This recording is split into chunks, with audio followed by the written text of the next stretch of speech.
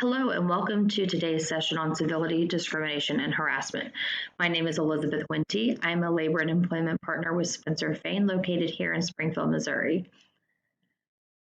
I appreciate you all being here today. I want to take just a moment to remind everyone that this session is for the purpose of education and should not be construed as legal advice. And then we will jump right on into our conversation today. So, we are talking today about civility, discrimination, and harassment issues. So some of you may be wondering, why are we discussing this today? And why are we having this training? So there are really two reasons. The first is just a refresher on how we interact with each other and what it means to have a civil workplace. The second is to discuss how we can work together to prevent discrimination, harassment, and retaliation issues, and how we make sure that you all understand how to report those issues. So we're going to start with our conversation about civility, and then we'll move to our conversation about discrimination and harassment. So when we talk about civility issues, we're really focusing on that behavior that doesn't rise to the level of unlawful conduct. And it's really talking about the concept of treating each other with respect. And there are multiple reasons that we would want to make sure that we have a workplace where we engage with each other in a respectful way.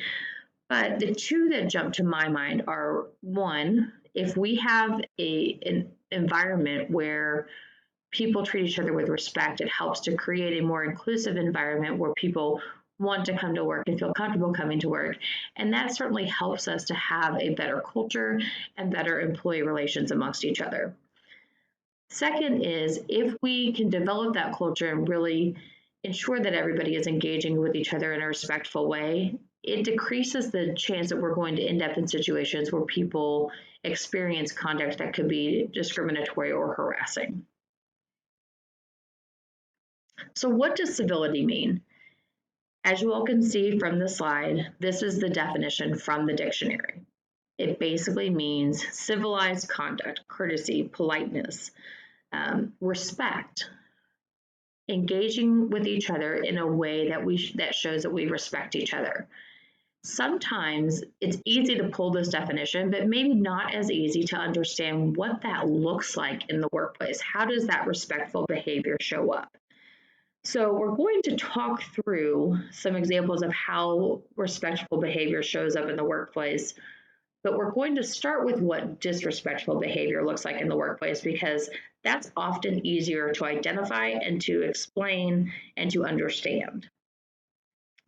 So some disrespectful or unprofessional written communications. Unprofessional emails or text messages, that can mean text messages or emails that have cuss words in them, or where you use shorthand like BRB or some of those other kind of shorthand phrases that the receiving party might not understand. Another example is sending an email in all caps. So for a lot of people, when they receive an email that's in all caps, they perceive it as being yelled at via email. And it's important to remember in these situations, when we're talking about civility as well as discrimination and harassment, we don't really look at what was intended. What did the person sending the email intend by including in all caps? We look at, how did the person receiving it feel? Did they perceive that as disrespectful? Did they perceive the behavior as discriminatory or harassing? And so it's important that we keep that in mind, that it's not necessarily about what we intended or how we engaged. It's how the person receiving the communication or the behavior felt or perceived it. So sending an email in all caps, again, can oftentimes be perceived as being yelled at via email. Another example is using emphasis such as, underlining or bold, along with some aggressive or pointed language. That can also be disrespectful conduct that happens via email or text message. Examples of disrespectful nonverbal communications. So things like body language, rolling your eyes, failing to make eye contact when you're talking to somebody. This is one that comes up a lot these days because as a society, we oftentimes value multitasking, and Oftentimes, at least for me, when I am multitasking, I am not looking at the person that is talking to me. I'm checking my emails or doing something else or making some notes. And so that could send the message to the person that I'm talking to that I don't respect them or I don't think what they are saying is important. So that eye contact is a big area where we have opportunities for improvement. Turning away from someone mid conversation is certainly not a respectful way to interact with another person. Inappropriate hand gestures and continuing to talk on your phone or text on your phone or look at your computer while someone is talking to you, that can also be a really easy way that people show disrespect without even really realizing it sometimes. So, what type of conduct shows your colleagues or your coworkers that you do respect them? It's just the opposite of some of the things we talked about. Making eye contact, using what we would consider to be common courtesies, so pleases and thank yous.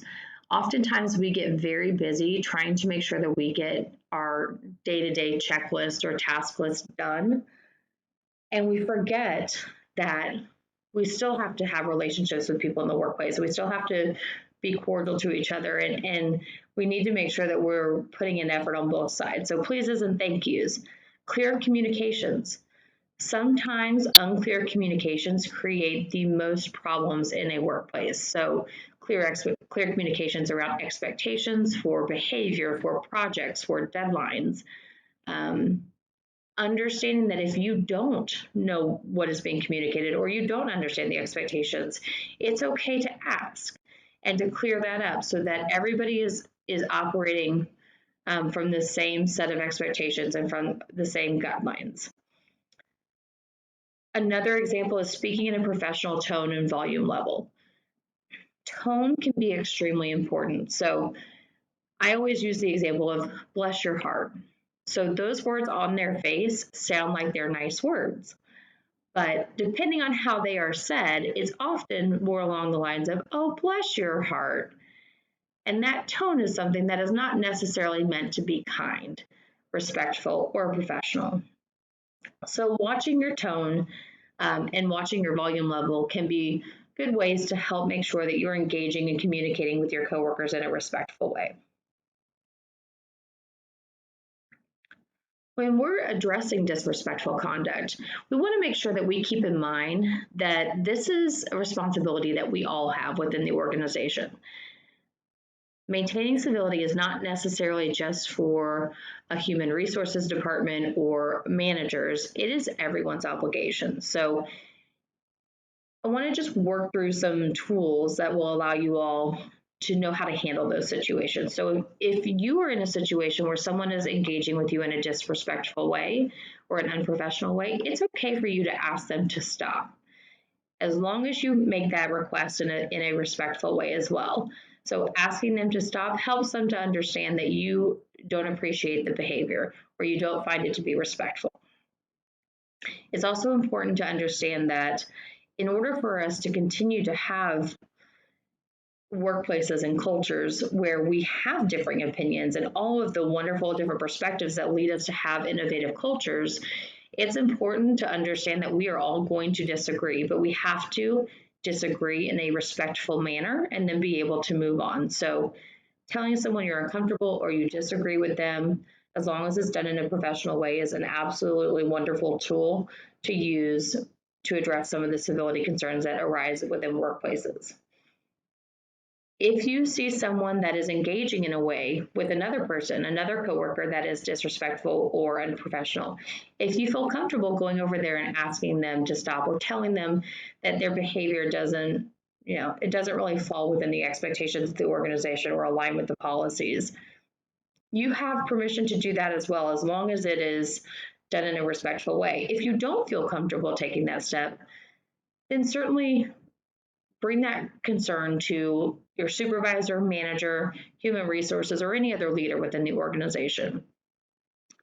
We want to make sure that those leaders have the opportunity to have conversations with people to show them how a situation could have been handled differently or to explain the expectations around civility within the workplace. So remember, when it comes to civility issues, disrespectful conduct, you can raise those concerns to leadership, to human resources, or to any supervisor or manager. A couple of quick examples of civility in the workplace. So Greg and Josh, two of your coworkers, are having a conversation that starts to get heated. Both Greg and Josh start yelling cuss words back and forth at each other in the middle of an area in the building where visitors frequent, although no visitors are present for that specific conversation. You overhear the conversation. What should you do? A, nothing, it's none of my business. B, walk over and tell them to knock it off. C, do not address them directly but let my supervisor know about the conversation. Or D, tell them to stop and also let my supervisor know about the conversation. So in this situation, we would encourage you to use options B, C, or D. In any of those options, we are telling the other person or telling someone within the organization about the situation so that they can take action to kind of reset expectations around civility. I would encourage you not to opt for option A because then that behavior may just continue. A second example, Bill, your manager, is known to have a temper. You know this about Bill and you know that he behaves that way with everyone. However, it is still very upsetting when he yells at you. What should you do? A, toughen up and deal with it. B, talk to Bill about it. C, talk to human resources about it. D, quit. E, talk to your coworkers about how frustrating it is. So in this situation, I would encourage you to pick option C or D, talk to Bill about it or talk to human resources about it, because those are often going to be your most productive resolutions. So certainly want to make sure that you take the opportunity to explain to Bill how his behavior is impacting you so that you all can get on the same page to move forward. So a quick recap on civility. Remember, this is a fairly basic concept of making sure we're treating each other in a respectful way. This is true even if there is a disagreement. We disagree respectfully and then we move on. That's what makes us great, is that we all have different perspectives. Keep in mind that maintaining respectful conduct is everyone's responsibility and that you have permission to address it when you hear it, as long as you do so in a respectful way, or you can report it to leadership, human resources, or a supervisor or manager.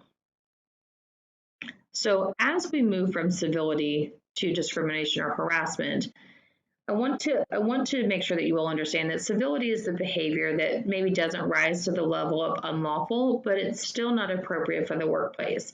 So if you have that disrespectful conduct, that maybe it's not unlawful, but it's not something that we want in our culture. As we move into discrimination and harassment, we're talking more about behavior that is unlawful. So when we talk about a discrimination claim, we're talking about a situation where there is unfair or unequal treatment of a person because of a protected characteristic.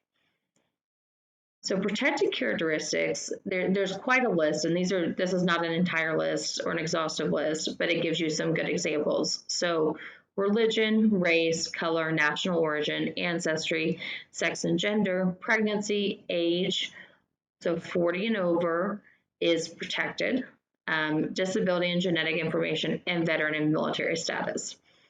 I think it's also important to note that under the umbrella of sex and gender, sexual orientation and gender identity are also protected characteristics now. So when we talk about a discrimination claim, it's that somebody is being treated differently because of one of these protected characteristics, or we're engaging in behavior that has to do with these protected characteristics. So an example, you hear a coworker ask another coworker if they like to date men or women. Are the comments based on a protected characteristic? Yes, we're talking about sex as a protected characteristics here. What should you do? In this situation, remember when we discussed civility, there was more of an encouragement to talk to each other and then also talk to a manager or supervisor if you felt uncomfortable doing so. If you feel like there is discriminatory behavior, that is something that you should raise to a supervisor or manager, leadership, or human resources. In this situation, you could also say to the coworkers, hey, this isn't a discussion we should be having at work, or hey, let's just get back to work. Something to disrupt that conversation. But it is certainly behavior you would want to escalate to your supervisor, manager, human resources, or leadership if you believe it's discriminatory. Another example, Craig and Howard, both 55, work in the security department together. The rest of the department is significantly younger. Craig and Howard are generally good-natured guys, and they refer to themselves as the grandfathers of the group. The younger employees jokingly refer to Craig and Howard as Pops. Everyone in security, including the manager, is in on the joke. Is this behavior based on a protected characteristic? And the answer here is yes. So the nicknames of grandfathers and Pops, those are nicknames related to age. And remember, age for 40 years and older is protected class. Now, the interesting piece about this one is Craig and Howard seem to be in on the joke or giving themselves the nickname.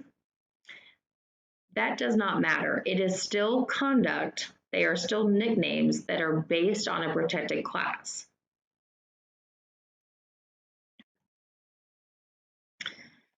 A third example, you overhear a conversation between a white woman and a black woman. The black woman has her hair in braids. The white woman comments to the black woman, asking her how she washes her braids and if she can touch them. Is this behavior based on a protected characteristic? The answer here is yes. It's based on race because we're talking about a hairstyle that is traditionally a hairstyle worn by a black woman or a black man. In this situation, it's a black woman. So this would be a situation where the comments are based on a protected characteristic.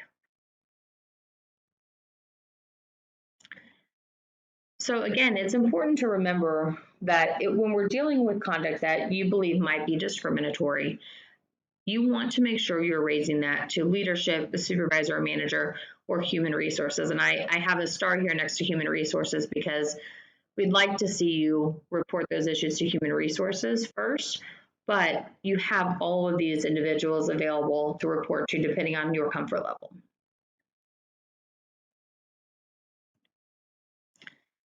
Moving now to harassment. So harassment and discrimination are similar in that when we talk about these claims, they are both claims dealing with conduct that is based on a protected characteristic. So there are kind of two different types of harassment that we discuss, sexual harassment and non-sexual harassment. Sexual harassment is the type of harassment that you've probably heard about more through media and maybe in training in the past. And it has to do with if something is sexual in nature, so some type of behavior that is sexual in nature, such as sending suggestive notes, making comments about appearance that is sexual, or derogatory comments about someone's sexual orientation or gender identity. Non-sexual harassment is harassment that is about another protected characteristic other than sex. So it might be harassment based on religious beliefs, or age, or national origin. It could be any of those protected characteristics that we discussed earlier. And when we talk about harassment, in addition to there kind of being two different types of harassment, the sexual harassment and non-sexual harassment, there's also two different types of legal harassment claims. So the first is a quid pro quo claim, and that is when a supervisor makes tolerating harassment a condition of employment. So let's look at a quick example of this. Your male supervisor hovers over you while you work and gets extremely close to you when he talks. The supervisor claims both are necessary because it is very loud in your work area. You explain to your supervisor that it makes you uncomfortable, and the supervisor says, "This is me, take it or leave it." Could this comment lead to a quid pro quo claim? Well, this supervisor is making tolerating the behavior a condition of employment because he says, "This is me, take it or leave it." I think one of the questions that comes up here is the behavior based on a protected class? So if the supervisor, the male supervisor, is only engaging in this way with women, then a protected class is involved. If he engages this way with everyone, that might be more of a civility issue versus a discriminatory issue.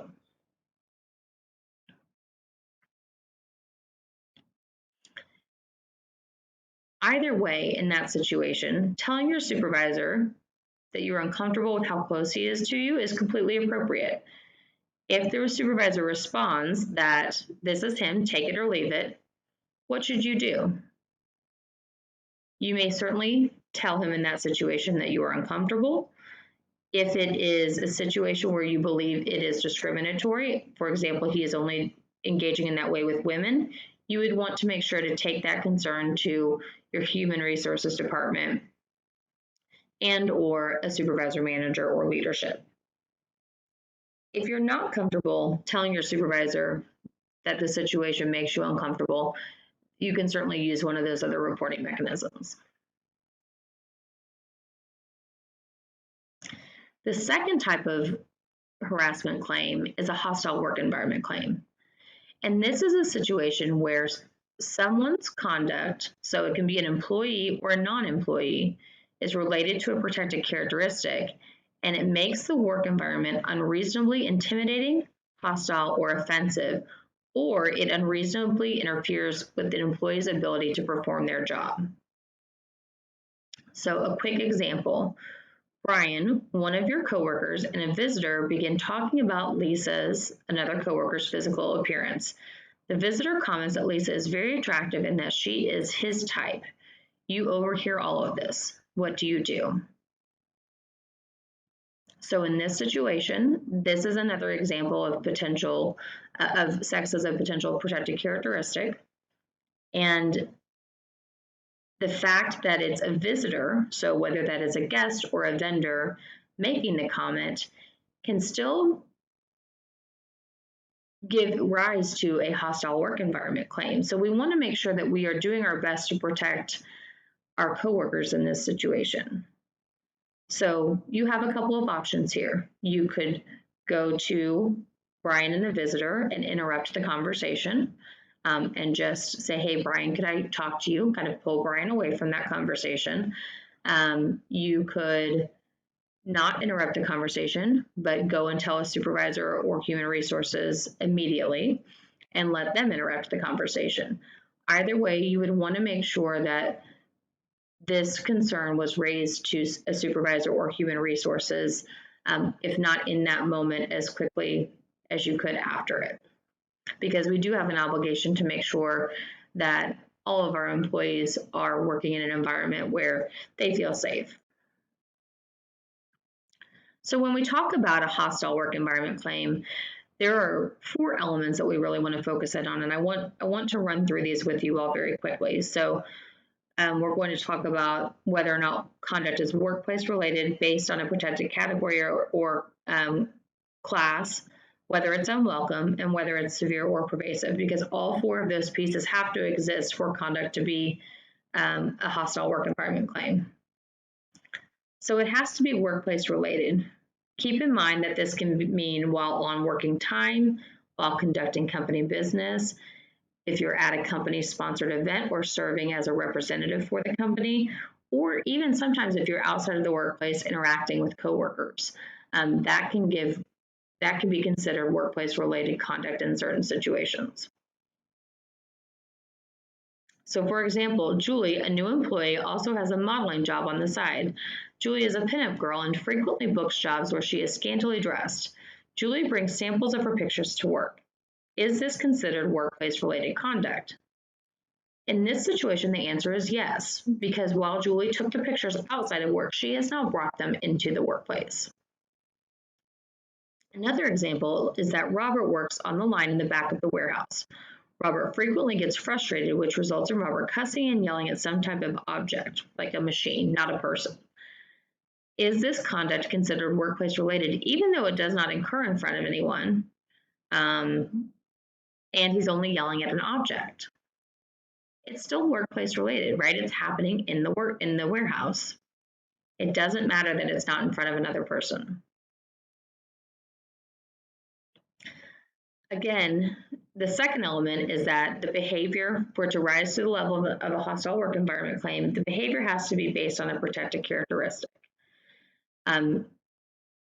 We've already talked about that list, and so I want to give you some examples of behavior that comes up as potentially both sexual harassment and non-sexual harassment. So some examples of conduct to avoid because they're inappropriate and unprofessional, but they might also be considered unlawful sexual harassment. So sexual touching or physical contact between two coworkers, flirtation, terms of endearment, sexual jokes, comments, materials, or objects. So that can mean things like trading inappropriate emails or text messages or pictures. It could also mean trading different social media posts. So leering, ogling, or staring at body parts, other people, coworkers, visitors. And another example that comes up sometimes is repeated requests for dates after being turned down. So all of that is behavior that could be considered unprofessional, but could also be considered unlawful sexual harassment. Some examples of behavior that could be considered non-sexual harassment: derogatory slurs, comments, or put-downs that are related to race or religion or national origin. Jokes, again, and humorous content. So keeping in mind that if you're exchanging emails of this nature or text messages of this nature that have to do with color, race, national origin, religion, disability, those can be considered non-sexual harassment.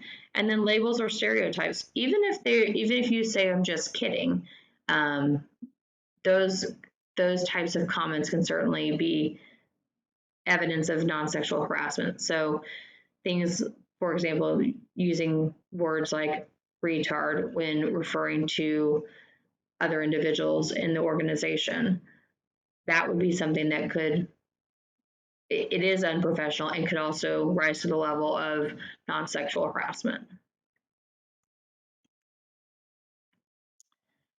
And then the fourth element is that the behavior has to be severe or pervasive. So keeping in mind that a hostile work environment claim does not usually arise because of one issue. It either has to be behavior that is very, very bad, or it's behavior that is ongoing, happening over and over and over again, which is another reason why it's really important that we all work together within the organization to hold each other accountable to treating everyone in the organization with respect. So make sure that we are not looking at this as one comment is going to rise to the level of unlawful, but it certainly would be unprofessional. It's also important to keep in mind that not everything that we disagree with is going to be considered harassment. So just because I, as an employee, think something is unfair or I disagree with it, does not mean that it's going to be unlawful harassment. An example: Lizzie raises a concern to human resources that she believes George, a coworker, intentionally excludes her from lunch every day because she does not like fast food. Has Lizzie raised a concern about conduct that could give rise to an unlawful harassment claim? So here the answer is no, based on the facts presented, because Lizzie not liking fast food is not a protected class. Now, it might be unprofessional if George is intentionally excluding her every day. That might be a civility issue, but it does not rise to the level of unlawful harassment. And that brings us to the point of, even if it's not unlawful harassment, it still is a potential civility issue. So we want to make sure that if that type of a situation arises, that Lizzie and George are working together to figure out the challenge, or if Lizzie does not feel comfortable talking to George about it directly, that she is involving her supervisor or manager to help with that conversation.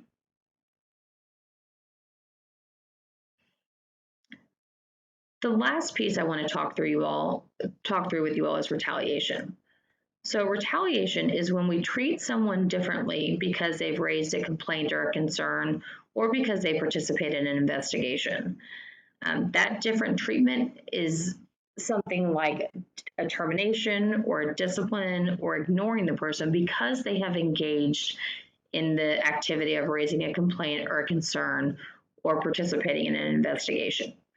So if you see these types of situations where you believe someone is being retaliated against, this is another area where we need for you to make sure you're raising that concern to human resources, to a supervisor or manager, or to someone in leadership, because it's important that the organization has the opportunity to address that concern and to help support the employee in the process. So your obligations when it comes to civility, discrimination, or harassment or retaliation. Treat everyone with respect. So making sure that you're meeting those civility expectations. Don't engage in behavior that could be perceived as discriminatory or harassing. So remember, it's not about your intention. It could be perceived to be discriminatory or harassing behavior or unprofessional behavior. We want to make sure you're not engaging in that. And then helping to make sure that you're reporting behavior when you see it so that it can be addressed. So any conduct that makes you uncomfortable, any conduct that you observe or learn that may be considered unprofessional, if you believe you're being treated differently or retaliated against for raising a concern or complaint, any behavior that you believe could be discriminatory, and you can report that behavior or harassing, and you can report that behavior to a supervisor or manager, human resources, or leadership. The company's obligation is, there are a couple of them, but most importantly, they are committed to providing an environment where everyone understands that we want your help in this process. Leadership appreciates your input. They appreciate you raising concerns and challenges, because if you don't bring them up, they can't be addressed. So we want to make sure that everyone is on the same page, that this is a healthy conversation for an organization to have if there are concerns. So under the law, the company has two obligations with regard to harassment. We have to make sure that we take reasonable steps to prevent harassment, such as the policy that we have in place, as well as training, and that if unlawful harassment occurs, we have to make sure we address it. So that may look like an investigation and then appropriate corrective action if warranted. So some key takeaways for you all today. It's everyone's job to treat others in the workplace in a respectful and professional manner. You have permission to ask somebody to stop if you are uncomfortable. We also need your help if you see someone that's engaging in an unprofessional way, or if you don't feel comfortable telling that person to stop. You need to let your supervisor, leader, or human resources know of the concern.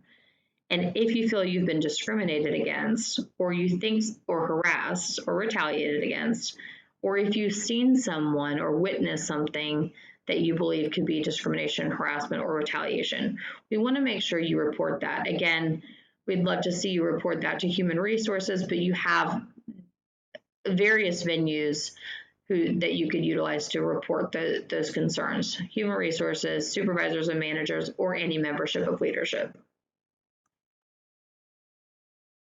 Thank you for your time today, and I hope that if you have any questions, you will certainly address those with your human resources department. Thank you.